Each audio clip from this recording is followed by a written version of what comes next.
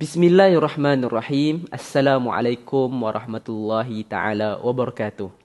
Saya Nur Halim bin Muhammad bersama rakan-rakan saya iaitu Muhammad Khalis Zahin bin Khairuddin dan juga Ahmad Fakhrul Amin bin Ahmad Masuri akan membentangkan isu semasa berkaitan etika dan perundangan guru. Isu yang kami ingin ketengahkan pada pembentangan hari ini ialah gangguan seksual terhadap murid.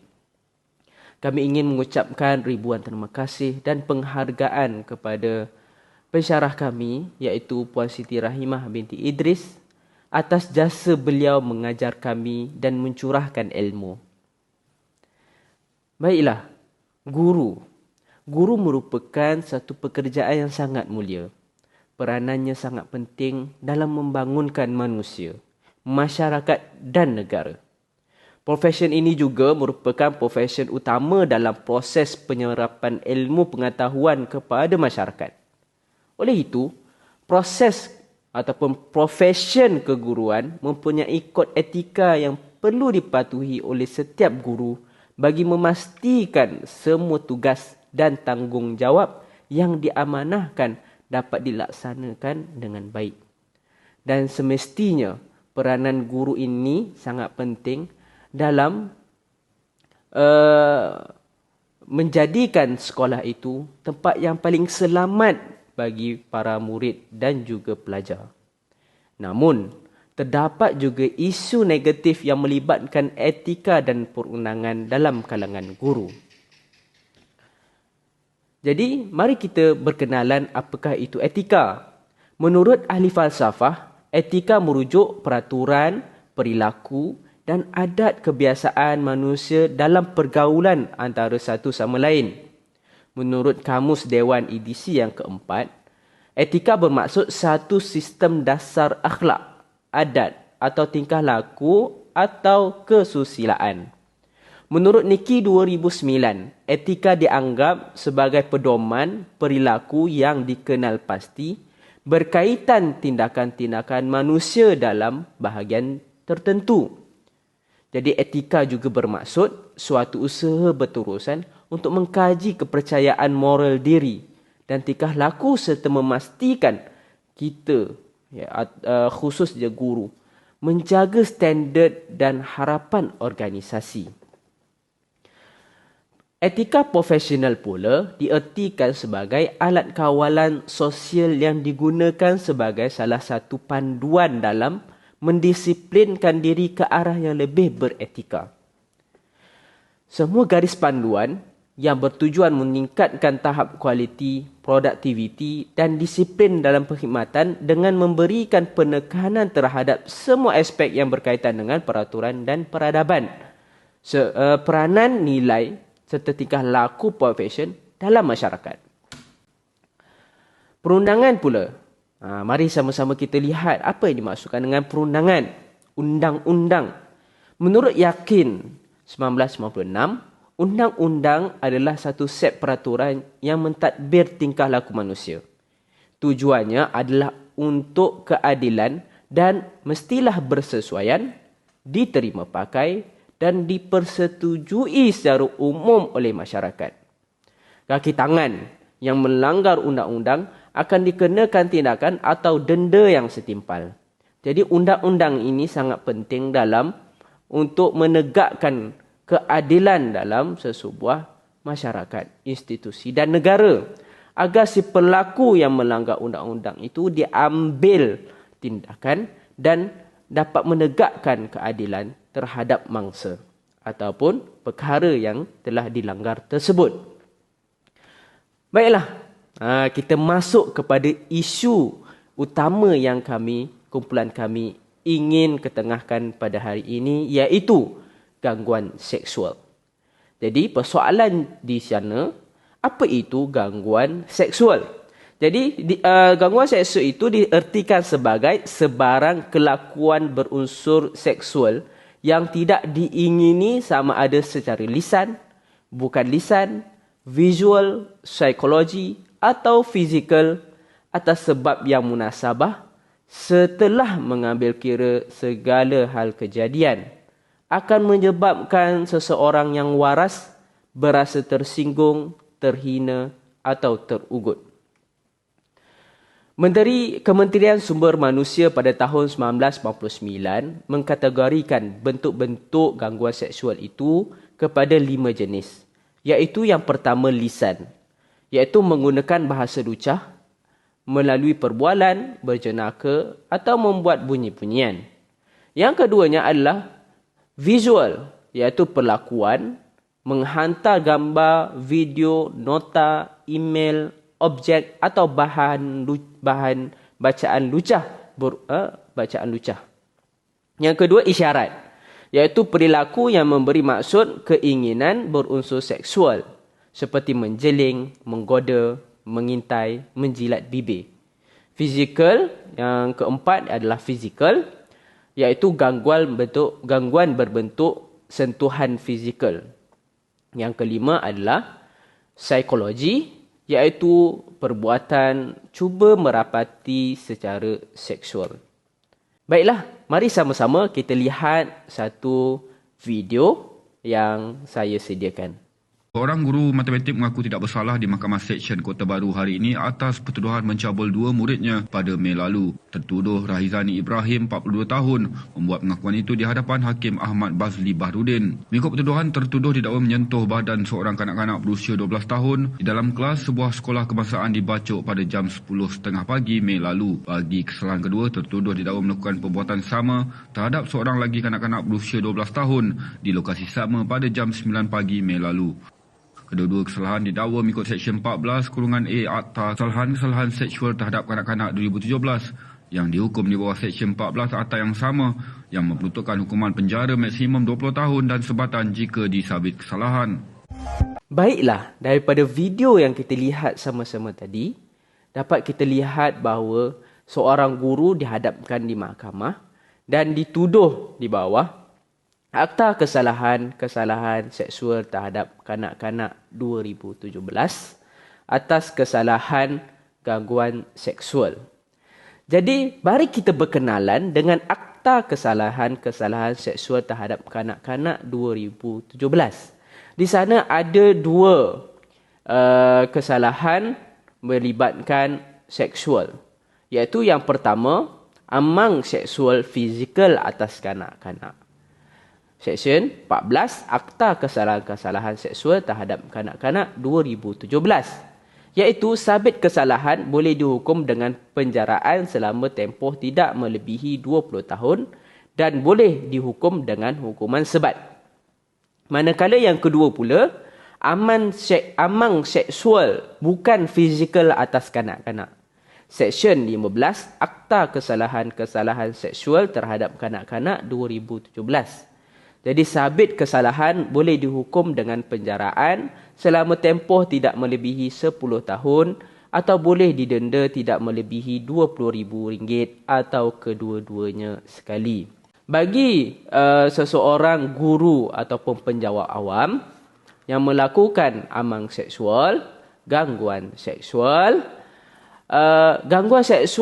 merupakan perlakuan terlarang mengikut peraturan Pegawai Awam Kelakuan dan Tata Tertib 1993 di bawah Peraturan 4A-1-2 atau Peraturan 4-2-D Peraturan Pegawai Awam Kelakuan Tata Tertib 1993 PU-A 395/1993. Jadi apakah perincian peraturan 4A 1 dan -2? 4A iaitu gangguan seksual, iaitu dilarang melakukan gangguan seksual, iaitu cubaan merapati, meminta layanan seksual atau melakukan perbuatan bersifat seksual menyebabkan seseorang yang waras tersinggung atau terhina atau terugut. Contoh bercerita, jenaka, isyarat yang lucah, menyentuh anggota sensitif badan. Stroke 2 pula ataupun kurungan 2 pula bentuk perbuatan bersifat seksual, iaitu secara lisan, bertulis dan lain-lain, tidak terhad di tempat kerja, waktu kerja selagi mencemarkan imej perkhidmatan awam. Kemudian kita beralih kepada peraturan 4/2, iaitu seseorang pegawai tidak boleh berkelakuan dengan cara yang boleh memburuk atau mencemar nama baik perkhidmatan awam. Contoh pelanggaran antaranya adalah melakukan gangguan seksual. Baiklah, marilah kita lihat, kita pergi lebih jauh lagi perbahasan isu berkenaan dengan gangguan seksual ini, dan saya serahkan perbahasan ataupun pembentangan ini kepada rakan saya, Muhammad Khalis Zahin. Dipersilakan. Baik, terima kasih kepada sahabat saya Nur Halim kerana memberi sedikit makluman tentang apa itu gangguan seksual. Okey, baik. Seterusnya mari kita teruskan dengan pembentangan saya. Saya Muhammad Khalis Zahin bin Khairuddin, yang di mana saya akan membentangkan tentang apa itu Perkeliling Perkhidmatan Bilangan 5 tahun 2018, yang di mana ada dalam garis panduan pengendalian kes gangguan seksual di tempat kerja. Okey, baik, mari kita lihat dulu apa itu Perkeliling Perkhidmatan Bilangan 5 ini tahun 2018, ya. Okey, yang pertama 4.1, yang di mana gangguan seksual ini merupakan satu daripada perlakuan yang dilarang atau ditegah sama sekali bagi pegawai awam mengikut Peraturan 4A PU-A 395/1993, ya. Manakala 4.2 pula ialah seseorang pegawai awam yang didapati melakukan gangguan seksual boleh dikenakan tindakan tatar tertib kerana telah melanggar Peraturan 4A atau Peraturan 4/2/D PU-A 395/1993. Ya, manakala yang terakhir ialah 4.3, yang di mana seorang pegawai awam yang didapati bersalah melakukan gangguan seksual boleh dikenakan mana-mana satu atau apa-apa gabungan dua ataupun lebih hukuman bergantung kepada keseriusan kesalahan itu, menurut Peraturan 38 PU-A 395/1993, di mana peraturan ini telah ditetapkan oleh Kerajaan Malaysia untuk pegawai awam, yang di mana jikalau mereka pegawai awam ini melakukan ataupun melanggar peraturan-peraturan tersebut, mereka ini akan dikenakan tindakan tata tertib kerana telah melanggarkan peraturan-peraturan yang telah ditetapkan oleh Kerajaan Malaysia. Baik, seterusnya mari kita lihat iaitu peraturan pegawai awam kelakuan tata tertib 1993, yang mana peraturan ini mempunyai tiga peraturan pegawai awam. Ada 3 peraturannya. Baik, saya akan jelaskan ketiga-tiga peraturan ini.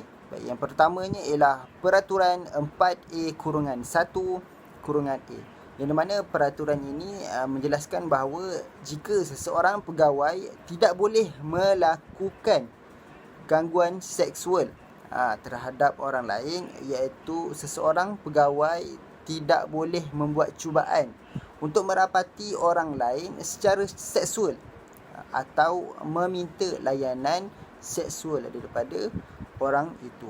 Baik, ini adalah peraturan yang pertama, iaitu 4A-1/A. Ya, manakala peraturan kedua ialah 4A-1/B. Ini mana seseorang pegawai tidak boleh melakukan apa-apa perbuatan yang bersifat seksual berhubung dengan orang lain dalam keadaan yang setelah mengambil kira segala hal keadaan akan menyebabkan seseorang yang waras tersinggung, terhina ataupun terugut. Baik, itu adalah peraturan yang kedua. Okey, baik.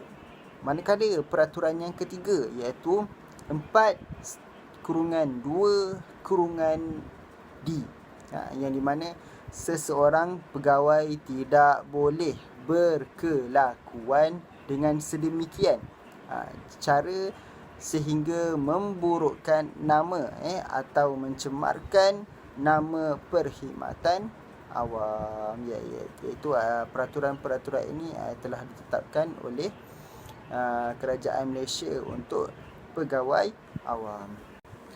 Baik, seterusnya kita pergi pula iaitu kepada sinopsis sebutan kes yang mana Encik Firdaus bukan nama sebenar, adalah seorang guru berpangkat DG41 yang bertugas di sekolah CCV. Didapati telah berkelakuan tidak sopan terhadap seorang murid di sekolah tersebut. Beliau dituduh melakukan perbuatan bersifat seksual dengan mencium pipi murid itu secara paksa. Gangguan seksual tersebut dilaporkan berlaku yang di mana berlaku semasa murid itu berada di dalam biliknya. Setelah selesai perbincangan, tertuduh menghalang murid itu dari keluar dan mensyaratkan kepada murid tersebut supaya mencium pipinya sebelum keluar. Tertuduh juga telah mengugut murid berkenaan agar tidak memberitahu sesiapa mengenai kejadian tersebut. Murid kemudiannya membuat laporan kepada pihak polis.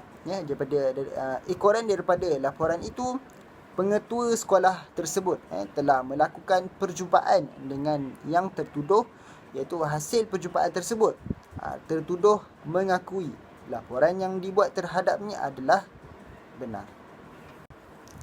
Okey, baik, untuk penentuan kes yang di mana pengerusi lembaga tata tertib kumpulan pengurusan nombor 2, pihak berkuasa tata tertib yang mempunyai kuasa mengenakan hukuman selain buang kerja atau turun pangkat setelah menimbangkan pelanggaran tata tertib yang telah dilakukan oleh tertuduh dan memutuskan bahawa pelanggaran tata tertib tersebut adalah dari jenis yang patut dikenakan hukuman dengan tujuan buang kerja atau turun pangkat di bawah peraturan 37, iaitu peraturan pegawai awam kelakuan dan tata tertib 1983. Okey, baik, untuk pertuduhan kes yang di mana bahawa Encik Firdaus tersebut iaitu pegawai perkhidmatan pendidikan siswazah grade DG41 bertugas di Sekolah Menengah CCV Negeri pada 12 Mac 2017 antara jam 2 hingga 4 petang di bilik kaunseling sekolah telah melakukan perbuatan bersifat seksual ini terhadap murid tersebut dengan mencium pipi murid dan memaksa murid mencium pipinya dan mengancam murid berkenaan supaya tidak membocorkan kejadian tersebut. Baik, perbuatan ini adalah perbuatan melakukan gangguan seksual tersebut adalah melanggar peraturan 4A-1-A dan 4-1-B Peraturan Pegawai Awam Kelakuan dan Tata Tertib 1993. Baik, perbuatan itu juga boleh diertikan sebagai berkelakuan dengan sedemikian cara sehingga memburukkan nama atau mencemarkan nama perkhidmatan di bawah peraturan 4-2-D Peraturan Pegawai Awam Kelakuan dan Tata Tertib 1993. Baik, seterusnya kita pergi pula kepada keputusan Lembaga tata tertib, yang di mana Suruhanjaya Perkhidmatan Pelajaran pihak berkuasa, tata tertib yang mempunyai kuasa mengenakan hukuman buang kerja atau turun pangkat setelah menimbang kes pegawai tersebut. Pihak berkuasa memutuskan bahawa pegawai tersebut bersalah dan dikenakan hukuman turun gaji. Ini sebanyak 2 pergerakan bagi tempoh 12 bulan mengikut peraturan 38/I, iaitu peraturan pegawai awam, kelakuan dan tata tertib 1993. Jadinya jika seseorang pegawai awam itu didapati melakukan gangguan seksual, mereka boleh dikenakan tindakan tata tertib kerana telah melanggar peraturan yang ada di dalam Perkeliling Perkhidmatan Bilangan 5 tahun 2018, iaitu dalam garis panduan pengendalian kes gangguan seksual di tempat kerja. Jadinya pembentangan ini diteruskan pula oleh sahabat saya, iaitu Ahmad Fakrul Amin. Sekian, terima kasih. Assalamualaikum warahmatullahi wabarakatuh. Yang dihormati Puan Siti Rahimah binti Idris, nama saya Ahmad Fakrul Amin bin Ahmad Masuri. Okay, InsyaAllah pada hari ini akan membentangkan tajuk iaitu isu gangguan seksual dalam kalangan guru. Okay, Halim sudah menerangkan tentang konsep gangguan seksual, bentuk-bentuk dan bentuk-bentuk. Halis pula telah menerangkan akta-akta yang berkaitan dengannya. Seterusnya kita pergi kepada tindakan. Okey, seperti yang kita tahu, dalam Islam ataupun dalam undang-undang, seseorang itu tidak bersalah selagi tidak terbukti dia bersalah. Okey, innocent until proven guilty. Dan jika terbukti bersalah, jika terbukti bersalah, apa tindakan yang boleh dilakukan? Okey, pertama sekali, individu yang mengalami gangguan seksual atau percaya gangguan seksual telah berlaku terhadapnya, okey, dia kena memang betul-betul berlaku lah, dalam keadaan dia sedar, bukan mimpi ke halusinasi ke, memang dalam keadaan sedar. Okey, itu yang pertama. Dia kena yakin dulu, dia kena percaya dulu telah berlaku ke atas dirinya. Seterusnya, apa yang dia boleh buat adalah kumpulkan bukti dengan membuat catatan atau merekod kejadian. Tak kisahlah sama ada dari segi screenshot ke, rakaman ke dan sebagainya. Dalam Islam pun kata al-bayyinah alal mudda'i. Jika nak mendakwa, kena bawa bukti. Okey, kena kumpulkan bukti dulu. Ini penting. Seterusnya, apa yang boleh dilakukan adalah buat laporan polis atau agensi yang bertanggungjawab jika melibatkan kesalahan jenayah. Dia kena laporkan lah. Untuk 18 tahun ke atas, dia kena sendiri melaporkan kepada polis, buat laporan polis. Okey, tapi untuk kanak-kanak, kan, definisi kanak-kanak adalah 18 tahun ke bawah. Okey, jika kanak-kanak, dia kena ibu bapa lah bertanggungjawab. Antara guru dengan ibu bapa bertanggungjawab membawa anak untuk membuat laporan polis. Seterusnya adalah kemukakan aduan rasmi ke unit integriti di jabatan tempat PYDM, pegawai yang dituduh mengganggu bertugas. Okey, boleh buat aduan kepada PBT, pihak berkuasa tata tertib penjawat awam. Okey, seterusnya dia kena boleh dapatkan khidmat nasihat daripada pegawai psikologi, kaunselor organisasi. Jika dia perlu kepada kaunseling, dia perlulah untuk meredakan trauma yang dihadapi.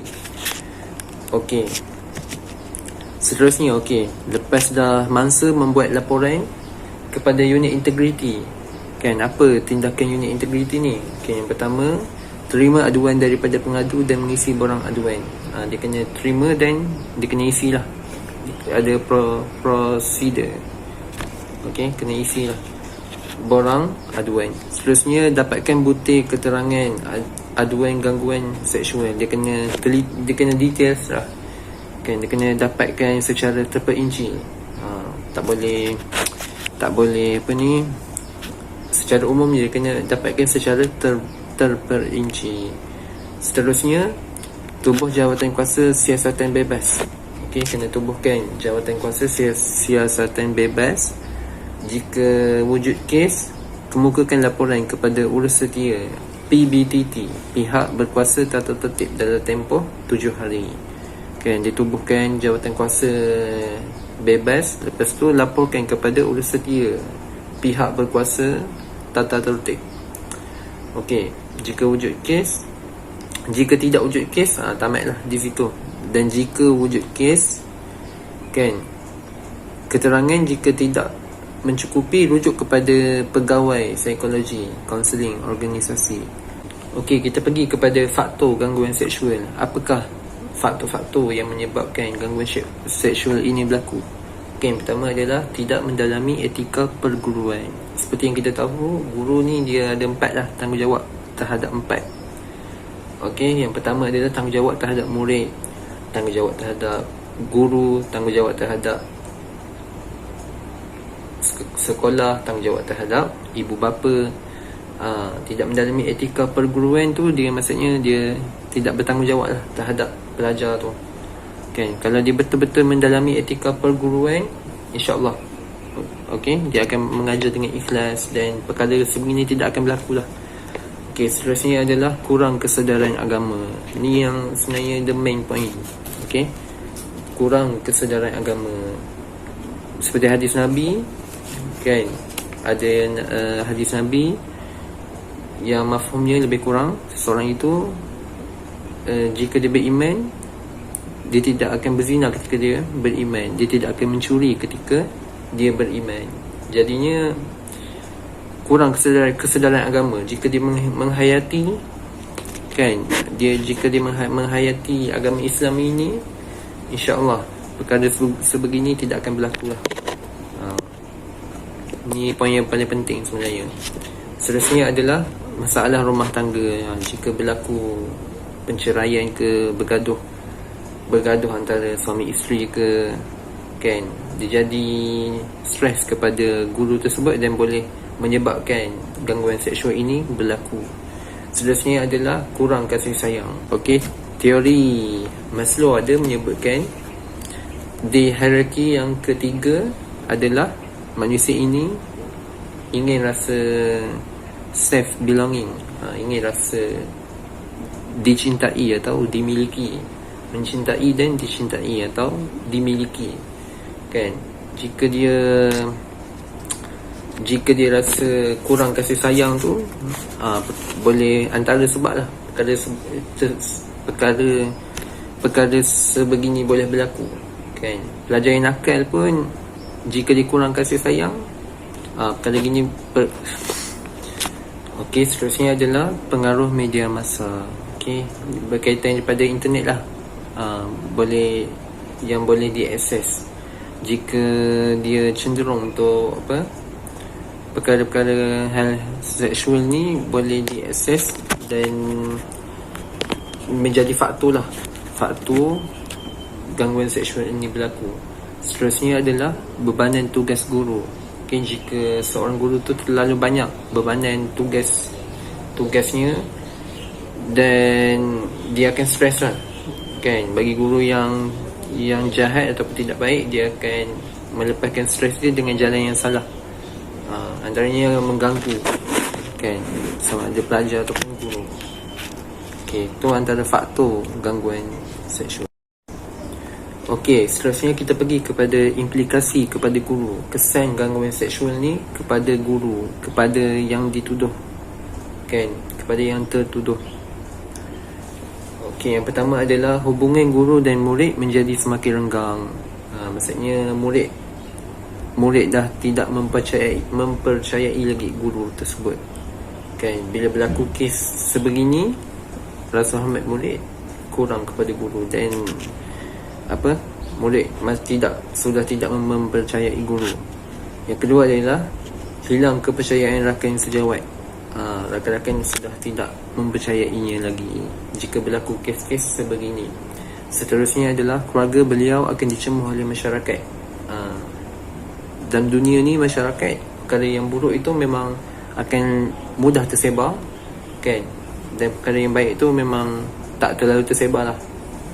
Okey, seterusnya adalah implikasi kepada mangsa, kesan kepada mangsa. Yang pertama adalah mangsa cenderung untuk berdiam diri, bersendirian, murung dan sebagainya. Bila berlaku terhadap mangsa tersebut, dia menjadi macam terkejut, kan. Terkejut dan tidak sangka seorang guru boleh melakukan hal yang sedemikian kepadanya. Sebagai contoh. Okey, seterusnya adalah tidak lagi berminat untuk belajar sehingga prestasi mangsa menurun. Bila berlaku, dia hilanglah motivasi untuk belajar. Murid hilang ataupun mangsa hilang motivasi untuk belajar. Seterusnya, menjadi trauma dengan lelaki. Ini boleh sampai trauma sampai seumur hidup, kan. Ada yang tak nak kahwin dah, tidak mempercayai lelaki, kan. Lelaki semua sama, dan dia sudah tidak mempercayai lelaki. Itulah kesan kepada mangsa. Seterusnya adalah kesan kepada sekolah, kan. Nama sekolah akan tercalar, kan. Bila masuk je newspaper, banyaklah nama sekolah akan tercalar dan macam-macam lah, kan. Seterusnya, ibu bapa tidak lagi menghantar anak mereka ke sekolah tersebut. Bila dah nama sekolah tercalar, ibu bapa pun dah tak percaya lah. Dia akan hantar sekolah yang lain, biar jauh, asalkan bukan sekolah yang mempunyai kes yang serius, kan. Seterusnya, reputasi sekolah akan jatuh, kan. Prestasi sekolah akan menurun bila berlaku hal sedemikian. Itulah impak buruk kepada sekolah, gangguan seksual yang berlaku terhadap sekolah. Okey, seterusnya cadangan penyelesaian. Okey, yang pertama dari pihak pentadbiran, iaitu pengetua lah, dan pengurusan sekolah, bahagian pengurusan sekolah. Yang pertama adalah mengadakan sesi kaunseling. Boleh mengadakan sesi kaunseling kepada mangsa dan juga yang dituduh terlibat, kan. Mungkin ada masalah ke antara faktor tadi lah, kan. Mungkin yang dituduh tersebut ada masalah ke dengan keluarganya, dengan isterinya. Dia boleh menghadiri sesi kaunseling. Yang kedua, mempertingkatkan ceramah pendidikan seksual.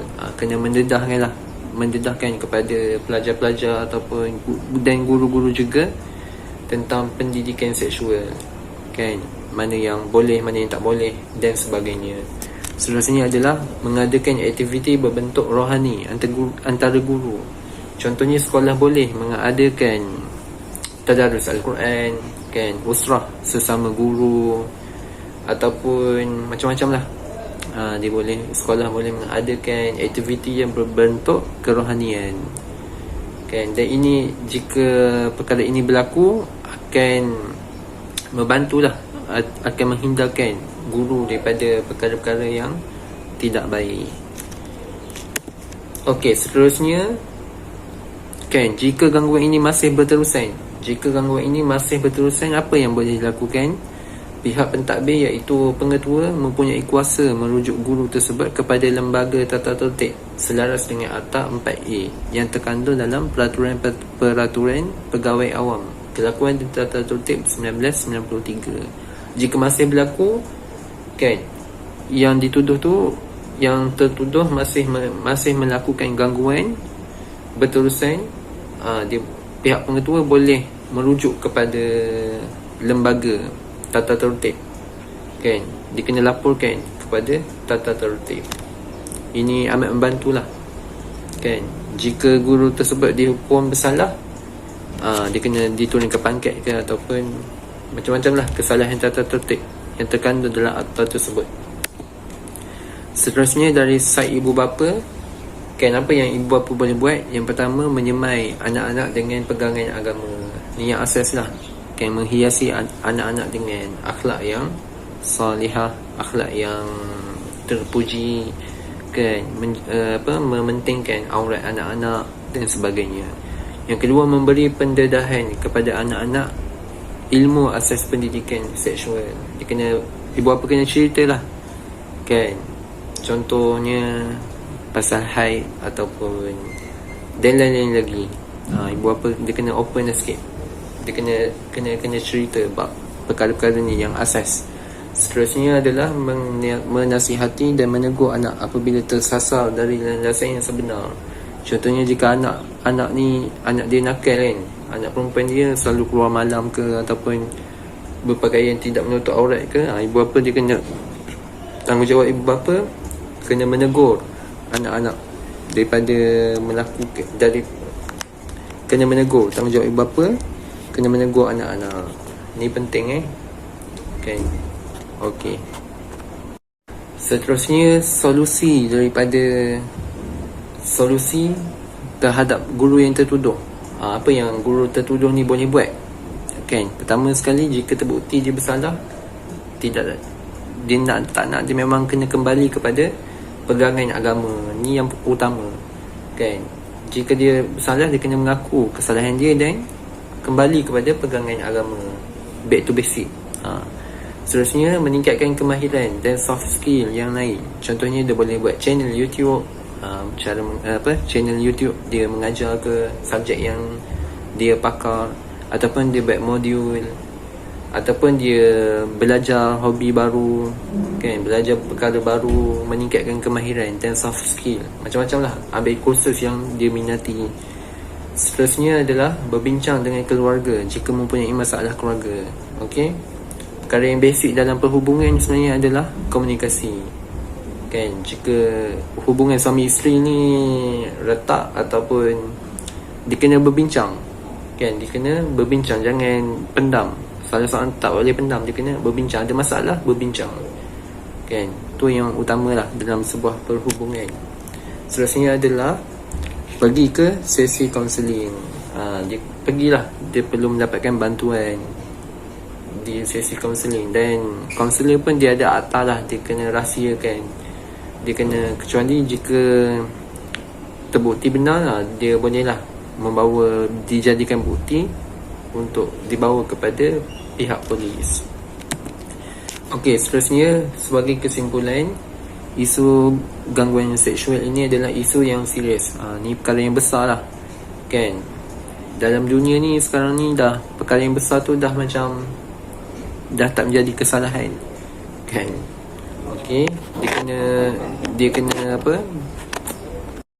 Okey, sebagai kesimpulan, isu gangguan seksual ni adalah isu yang serius.